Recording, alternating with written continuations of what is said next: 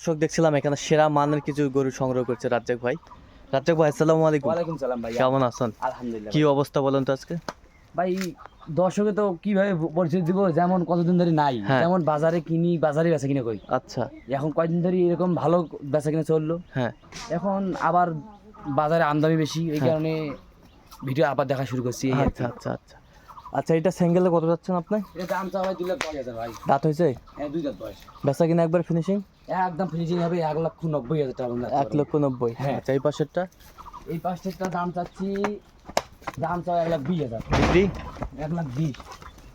বিক্রি একবার ফিনিশিং? একদম 15,000 টাকা দেওয়া যাবে। 15। এই পাশেরটা?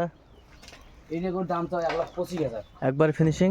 একবারে ফিনিশিং হবে 1,20,000। একবার 20,000। 20,000, এই আচ্ছা, একটা এই যে একটা গুজরাটি। গুজরাটি গির। হ্যাঁ, আচ্ছা, এটা কত চাইছেন আপনি? এটার দাম চাওয়া 1,25,000 টাকা। একবার ফিনিশিং?